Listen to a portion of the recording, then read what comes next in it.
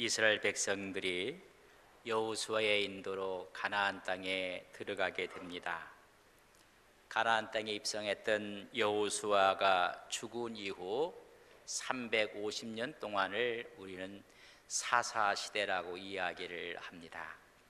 사울왕이 즉위하기까지 350년 기간을 말합니다. 주전 1390년부터 주전 1055년까지의 기간입니다. 이때는 왕이 없는 시대였습니다. 군사적 지도자들이 등장을 합니다. 이 지도자들이 신망을 얻게 되고, 그래서 분쟁 조정자로 또 재판관의 역할을 한 사람을 우리는 사사, 그렇게 이야기를 합니다. 여호수아까지는 단일 지도자 중심으로 족장 시대를 거쳐오게 됩니다. 하나님이 중심된 정치와 신앙을 갖게 되어집니다. 여호수아 가나안 땅을 들어간 후에 그의 죽은 이후에는 민족적 정체성을 상실해 가는 시대를 사사시대라고 합니다.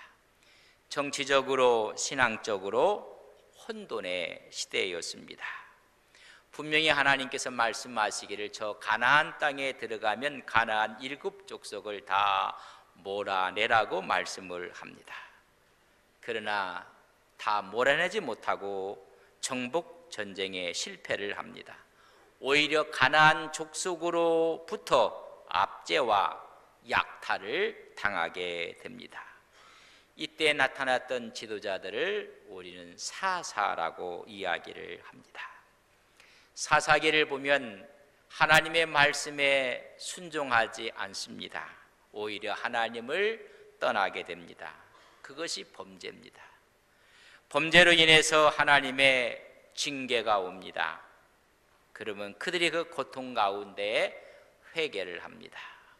회개를 하면 하나님께서 구원자를 세워주신 그 구원자가 사사입니다. 평화가 온 후에 또 타락을 하게 됩니다. 타락을 하면 하나님이 징계하고 백성들은 또 회개합니다. 하나님은 또 구원자를 세우셔서 그들에게 평화를 허락해 줍니다. 그 평화도 오래가지 못하고 또 타락을 합니다. 범죄로 인해서 고통이 오면 회개하고 구원자를 세우게 되는 시대가 바로 350년 기간의 사사 시대입니다. 하나님의 명령과 축복대로 그 땅 족속을 정복하지 못했던 시대입니다. 여호와의 신앙을 떠났던 시대입니다. 이방인과 어울려서 우상 숭배를 했던 시대를 말합니다. 다시 말하면 선민으로서의 정체성을 상실하고 말았습니다. 가슴 아픈 이야기입니다. 선민이라는 그 정체성을 상실할 때 하나님은 기뻐하지 않았습니다. 오늘의 한국교회와 우리 현실을 보면 이미 이단 교회들이 지탄의 대상이 된 지가 오래되었습니다. 그러나 정통교회들이 이 시대의 뉴스거리로 나오고 있습니다. 가슴 아픈 현실입니다. 빛됨과 소금됨을 상실해가고 있는 것입니다. 오늘 크리스찬의 정체성이 있는가? 교회의 정체성을 갖고 있는 것인가? 기독교의 정체성은 우리가 갖고 있는 것인가를 생각해 봐야 합니다. 스스로 반성하며 잘못된 신앙에서 바른 신앙으로 우리의 믿음을 재조정해야 하는 것입니다. 사사시대의 잘못된 신앙을 오늘 17장에서 21장까지 폭로하고 있는 모습을 볼 수가 있습니다. 신앙적으로 또 민족적으로 혼돈과 타락의 시대였습니다. 다시 말하면 암흑시대였었고, 오히려 종교적인 분열과 정치적인 어려움을 겪던 모습을 보여주고 있습니다. 17장, 18장은 신앙 타락상을 보여주고 19장에서 21장까지는 내유인의 타락한 모습을 보여주고 있습니다. 다시 말하면 사사시대는 잘못된 신앙으로 말미암아 하나님의 진노 아래 있었던 모습을 보고 부패성을 드러내고 있습니다. 그래서 사사시대를 성경은 이렇게 네 군데에서 이야기를 해주고 있습니다. 우리 사사기 17장 6절을 저랑 함께 읽습니다. 사사기 17장 6절입니다. 같이 봅니다. 그때에는 이스라엘에 왕이 없었으므로 사람마다 자기 소견에 옳은 대로 행하였더라. 18장 1절입니다. 그때에 이스라엘에 왕이 없었고 19장 1절입니다. 이스라엘에 왕이 없을 그때에 21장 25절입니다. 21장 25절 함께 봅니다. 그때 이스라엘에 왕이 없으므로 사람이 각기 자기의 소견에 옳은 대로 행하였더라 라고 말씀해 주고 있습니다. 그때 사사시대에 왕이 없었다는 것입니다. 그렇기 때문에 사람마다 자기 소견에 옳은 대로 행하였다. 다시 말하면 힘이 센 사람이 여러분 그것이 정도가 되고 오히려 자기의 생각이 옳게 행했다는 이야기입니다. 통치자 되시는 하나님을 잃어버렸던 시대입니다. 강력한 민족 지도자가 없었습니다. 그 당시를 한 개인의 신앙의 모습을 통해서 오히려 전체 사사시대의 모습을 진단하고 폭로하고 있는 모습을 오늘 1절에서 6절에 기록되어 있습니다. 하나님은 우상 만들지 말라고 했습니다. 그러나 그것을 어기고 신상을 부어 만들게 됩니다. 하나님의 사역자들로 구별된 레위인들은 오히려 그 직을 감당하지 못함으로 인해서 떠돌이 생활을 하게 되는 레위인이 있었습니다. 이런 레위인을 개인적으로 제사장으로 고용하는 일들이 있습니다. 제사장으로 고용했던 레위인들은 오히려 신상을 만들어 놓고 오히려 이방 종교의 제사장 역할을 감당하게 됩니다. 하나님을 모독하는 것입니다. 바로 그 시대의 종교적 사회적 모습을 반영해주고 있습니다. 하나님의 희망은 실로에 있었습니다. 그러나 중심적인 종교 역할을 감당하지 못했습니다. 사사시대는 신앙을 전부 다 개인화되고 말았습니다. 이방 종교 영향으로 신앙이 변질되고 말았습니다. 레위인들은 방황합니다. 백성들이 종교적인 의무를 감당하지 않기 때문에 레위인들이 어렵고 힘들어서 방황을 합니다. 백성들은 모세의 율법에 대한 무지로 인해서 하나님의 율례를 무시하게 되었습니다. 한마디로 종교적인 혼란 시대였습니다. 절대 신앙을 잃어버렸습니다. 절대 순종의 신앙을 가지지 못했습니다. 이런 악순환이 350년 동안 지속되고 있었던 시대가 사사시대입니다. 신앙은 상실됐고 우상을 숭배하고 있습니다. 그래서 사사기를 우리는 실패의 책이라고 합니다. 하나님을 떠난 타락한 인간들의 신앙 모습을 보여주는 잘못된 신앙의 모습을 보여주고 있습니다. 우리가 살고 있는 이 시대는 어떤 시대입니까? 사사시대처럼 혼란과 타락의 모습은 없는지 오늘 말씀을 통해서 우리 스스로를 되돌아봐야 합니다. 그 당시에 한 개인의 이야기를 통해서 전체를 지금 이야기해주고 있습니다. 여러분, 미가에 대한 이야기입니다. 오늘 보면 미가의 집에 문제가 생겼습니다. 여러분, 미가는 그 이름 자체가 신앙적인 이름입니다. 뜻은 여호와와 같은 자가 누구냐? 누가 여호와를 닮았는가? 가장 성경적인 신앙적인 이름을 가진 미가였습니다. 그러나 그의 신앙과 삶은 비신앙적인 모습을 보여주고 있습니다. 에브라임 산지에 살고 있었다고 했습니다. 언약궤가 있는 실로에 가장 가까운 곳 팔레스틴 중앙 지역이었습니다. 이 집안에 여러분 도둑이 들고 말았습니다. 절도 행위가 벌어진 것입니다. 이 모습을 통해서 당시의 신앙의 수준과 도덕과 또한 윤리적인 타락상을 보여주고 있습니다. 미가의 어머니가 있었는데 은 1,100을 갖고 있었는데 이것을 잃어버리고 말았습니다. 도둑 맞았습니다. 정직한 사회가 아니었습니다. 도둑이 많았다는 것입니다. 미가의 어머니가 저주를 합니다. 이 돈을 갖고 간 사람에 대한 저주를 내품고 있습니다. 이것을 아들 미가가 듣습니다. 여러분, 그 돈을 누가 도둑질해 갔느냐 하면 그 집 아들이 도둑질하고 말았습니다.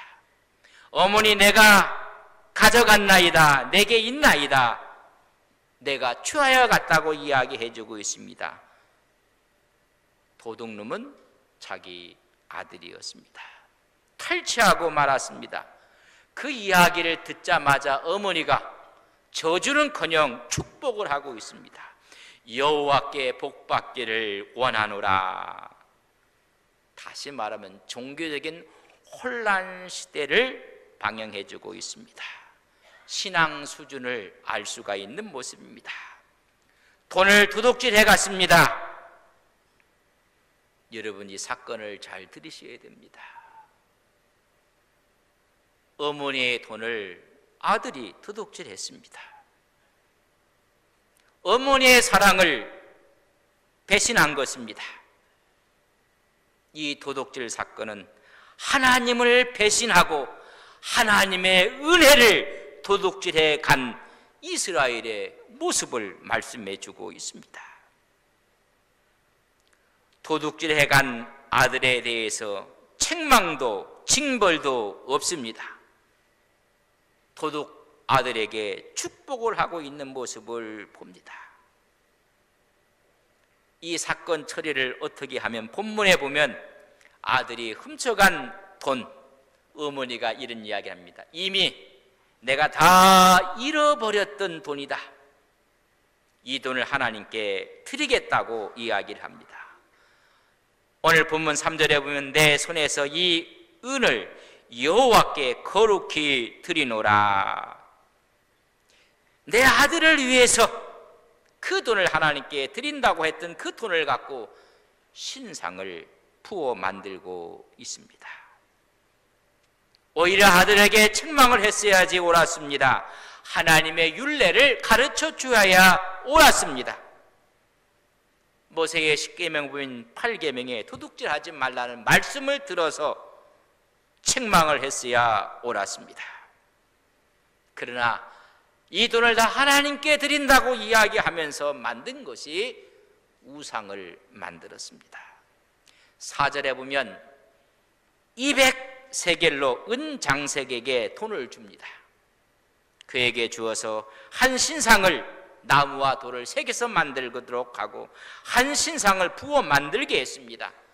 이것은 부어서 추조하듯이 신상을 만들었습니다. 하나님께 드린다는 것이 거짓이었습니다. 우상을 만들었고 1,100을 다 드린다고 해놓고는 200을 드려서 신상을 만들고 나머지 900세겔은 자기 것으로 만들고 말았습니다. 두 번째는 에봇과 드라빔을 만들었습니다. 우상 숭배를 위해서 여러분 만든 것입니다. 더 가가는 자기 자식 가운데 하나를 제사장으로 자기가 세워버리고 맙니다. 그 외에 떠들이 레위인을 만나게 돼서 그 레위인을 그 가정의 제사장으로 다시 세우는 모습을 봅니다. 오늘 17장 10절을 저랑 같이 보겠습니다. 17장 10절입니다. 같이 봅니다. 미가가 그에게 이르되 내가 나와 함께 거주하며 나를 위하여 아버지와 제사장이 되라. 내가 해마다 은 10과 의복 한 벌과 먹을 것을 주리라 하므로 그 레위인이 들어갔더라.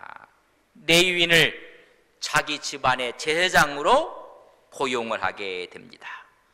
공적인 사람을 사적인 소유로 제사장으로 앉히는 것입니다. 연봉을 주면서 생활비 조건으로 은 10과 의복 한 벌과 먹을 것을 줄 것이니라. 하나님의 종을 싹꾼이로 만들고 말았습니다. 그 시대의 종교적인 부패상을 말해주고 있습니다. 그를 제사장으로 세우고 도둑질을 해간 미가가 이렇게 이야기를 합니다. 17장 13절의 말씀을 저랑 같이 봅니다. 13절입니다. 이에 미가가 이르되 내 유인이 내 제사장이 되었으니 이제 여호와께서 내게 복 주실 줄을 아노라. 여러분들이 읽으면서도 우습지 않습니까? 돈으로 떠돌이 레위인을 고용하고 제사장으로 앉혀 놓습니다. 그리하고 하는 말이 이 제사장이 나에게 복을 줄 것이니라. 자기의 행위를 옳다고 정당성을 인정받기 위해서 제사장을 고용하고 말았습니다. 제사장이 내 소유의 목자가 되고 만 것입니다. 그리고 그가 축복할 것이라고 말을 하고 있습니다. 이미 에봇과 드라빔을 우상을 만들어 놓았습니다. 미신적인 신관입니다. 혼합주의, 우상 숭배의 모습을 보여주고 있습니다. 비인격적인 신앙의 모습을 보여주고 있습니다. 제사장을 고용해 놓고 우리에게 복을 줄 거라고 말씀하고 있습니다. 세상은 이렇게 이야기합니다. 꽁 잡는 것이 매라고 합니다. 그러나 우리 신앙인들은 꽁을 잡아도 매가 아닌 것은 매가 아니라고 이야기를 해야만 합니다. 수단 방법을 가리지 않고 편법과 반칙을 통해서 이루어지는 그 어떤 것이라 할지라도 꽁은 잡을지 모르지만은 매가 아닌 것을 아니라고 해야 됩니다. 꽁을 잡지 못해도 매는 매라고 이야기를 해야만 합니다. 오늘 수단 방법을 다 동원하여 자기 제사장으로 만들었던 이 이야기가 17장의 그 시대의 잘못된 신앙입니다. 18장에 보면 떠돌이 지파가 또 나옵니다. 단지파였습니다. 단지파 사람 몇 사람이 미가의 집에 오게 됩니다. 이 단지파 사람들이 봤더니 미가의 집에 레위 지파의 사람 제사장이 딱 그 집안에 있는 것입니다. 궁금했습니다. 내가 어찌 이곳에 와서 이 가정의 제사장이 되었느냐라고 묻습니다. 그때 이 가정이 나를 고용하여 내가 이 가정의 제사장이 되었다고 말씀해주고 있습니다. 18장 4절의 말입니다. 그렇다면 우리가 살 곳이 있겠느냐고 묻습니다. 그때 이 제사장이 평안히 가라. 너희가 가는 길을 여호와 앞에 있느니라. 엉터리 제사장의 밭에 가서 단지파가 묻고 답을 얻는 모습을 보게 됩니다. 그 당시의 신앙의 모습을 보여주고 있는 것입니다. 엉터리 제사장의 말을 듣고 그들이 올라가면서 라이스 성읍에 가게 됩니다. 이 라이스 성읍은 청전 지역입니다. 평화를 사랑했던 성읍입니다. 이 성읍을 이렇게 표현했습니다. 18장 7절의 말씀을 저랑 같이 봅니다. 18장 7절입니다. 이에 5사람이 떠나 나이스에 이르러 거기 있는 백성을 본즉 염려 없이 거주하며 시돈 사람들이 사는 것처럼 평온하며 안전하니 그 땅에는 부족한 것이 없으며 풀을 누리며 시돈 사람과 거리가 멀고 어떤 사람과도 상종하지 아님함이라. 어떤 영향도 받지 않는 평화를 사랑하는 사람들이 사는 성읍을 보게 됩니다. 염려 없이 거주하는 평화로운 성읍이었습니다. 평온하여 안전했던 곳이었습니다. 거기는 부족한 것이 없이 행복을 누리는 그 성읍이었습니다. 왜냐하면 외부와 차단되었습니다.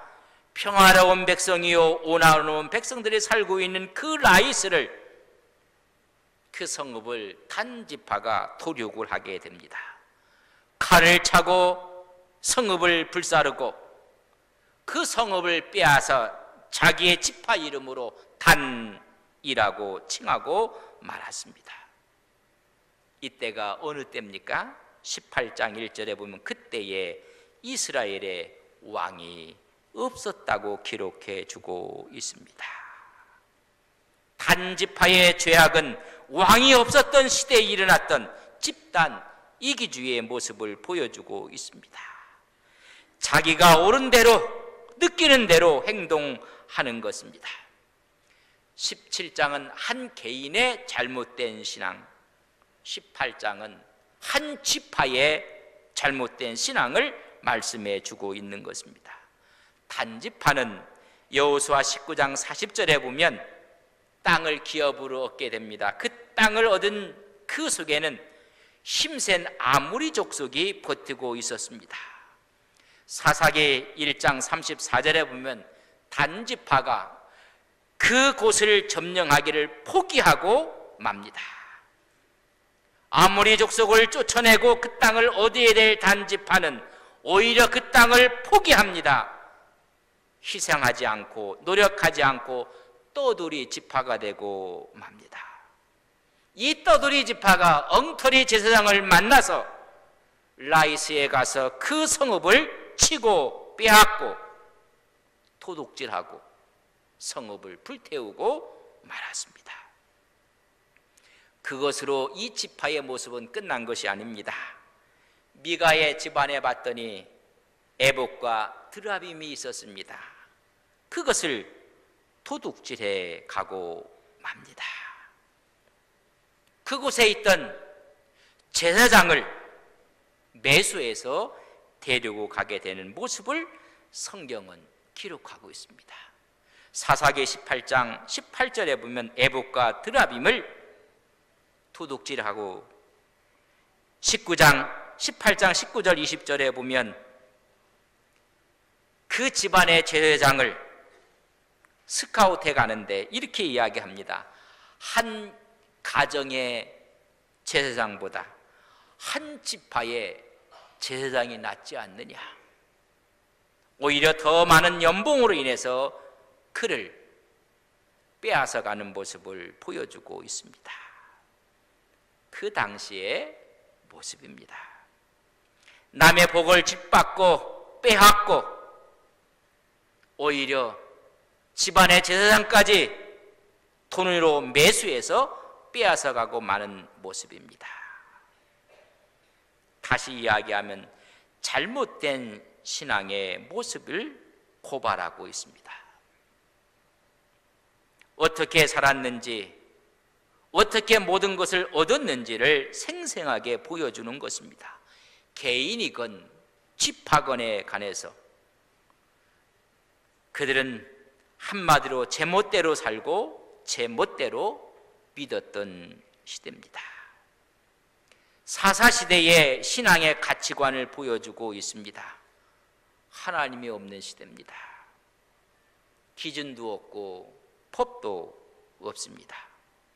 현세적인 복을 얻기 위해서는 하나님을 이용했던 시대입니다. 종교를 이용했던 시대입니다.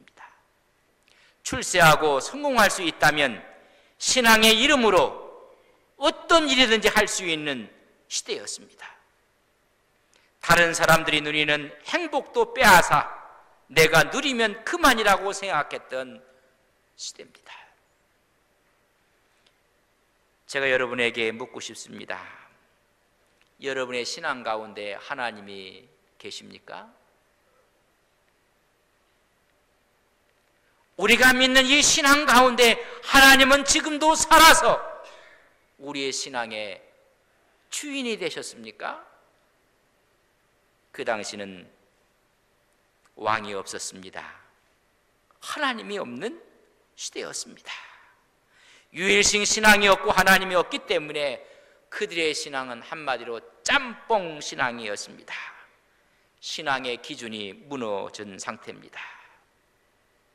신앙의 수준을 말한다는 자체가 창피스러운 시대였습니다. 모든 신앙은 자기의 입맛에 맞도록 이것저것 섞어 놓은 짬뽕 신앙입니다. 세상도 복도 명예도 가문도 족보도 이력도 다 짬뽕이 된 신앙입니다.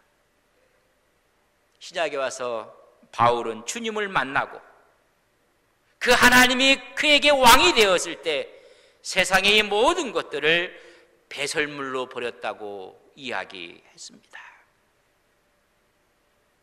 여러분, 짬뽕 신앙의 특징이 무엇인지 아십니까? 편리주의 신앙입니다. 자기 소견에 옳은 대로 행하는 신앙입니다. 성경의 뜻도 거부합니다. 시대의 부름도 거부합니다. 하나님의 음성도 거부하는 것입니다.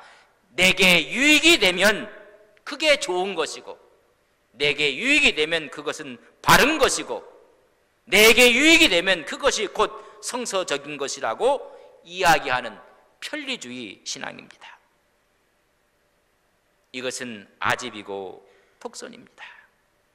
신앙은 먼저 생각할 하나님께 대한 물음이 있다는 것을 아셔야 됩니다.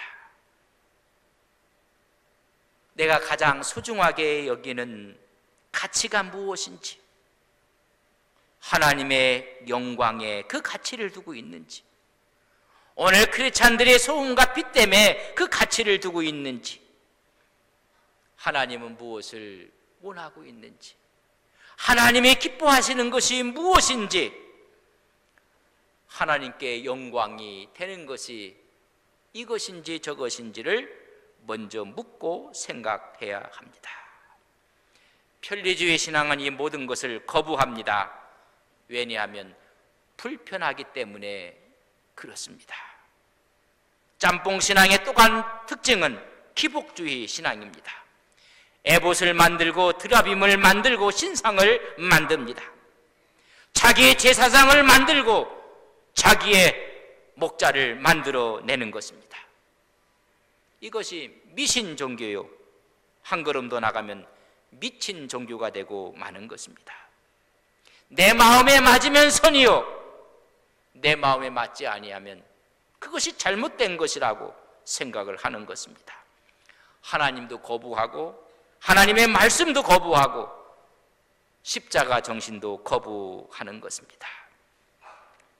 모두가 기업이 없는 떠돌이 신앙, 떠돌이 지파가 되고 마는 것입니다. 뿌리를 내리지 못하는 것입니다. 오늘 이 시대의 젊은이들이 가나안 신자가 많다고 합니다. 여러분, 가나안을 거꾸로 읽으면 안나가 신자입니다. 자기의 종교나는 기독교라고 표시를 하고 자기는 가나안 신자라고 합니다.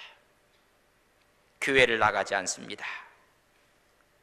오늘 이들이 교회를 행해서 사사시대의 잘못된 신앙이 아니라 바른 신앙을 보여달라고 이야기해주고 있다는 사실을 아셔야 됩니다. 원칙과 절대 가치와 절대 기준을 보여달라고, 아니 우리를 감동시켜 달라고 이야기를 하고 있는 것입니다. 사사시대의 잘못된 신앙을 17장 이후에 지금 우리에게 보여주고 있는 것입니다. 한마디로 왕이 없는 시대입니다. 오늘 여러분에게 이런 도전을 드립니다. 우리에게 왕 되신 하나님이 계십니다. 우리의 주인 되신 예수님이 계십니다. 오늘도 십자가를 자랑하며 십자가를 지는 신앙으로, 잘못된 신앙이 아니라 바른 신앙으로 하나님 앞에 나가는 온 성도님들이 되시기를 주님의 이름으로 간절히 바랍니다. 다 일어서시겠습니다. 하나님 앞에 함께 기도합니다. 사사시대의 잘못된 신앙, 오늘 이 시대의 우리의 신앙은 바른 신앙인지 잘못된 신앙인지, 나도 모르는 사이에 내 신앙은 짬뽕이 되어 있지는 않은지, 그 특징은 편리주의입니다. 십자가도 거부합니다. 하나님의 영광도 거부합니다. 크리스찬이 갖춰야 될 덕목도 거부합니다. 오직 기복적인 신앙입니다. 내 마음에 맞으면 그것이 성경적이고 그것이 선입니다. 하나님, 오늘 이 시대에 살고 있는 우리 마음속에 잘못된 신앙이 아니라 바른 신앙, 하나님이 왕이 되시며 주님이 주인 되시는 십자가를 자랑하는 우리의 신앙 되게 하옵소서. 함께 기도하십니다. 사랑하시는 아버지 하나님, 주의 영광, 주의 은혜, 주의 축복, 주의 역사하심이 있게 해주시고 주의 은총의 역사 임하게 해주시옵기를 원합니다. 하나님, 우리의 신앙은 어떤 신앙입니까? 하나님을 이용하는 신앙이 아니라 하나님의 이름 앞에 있는, 하나님의 영광 앞에 있는 믿음의 종들이 되게 하옵소서. 하나님 영광 가운데 임하게 하옵소서.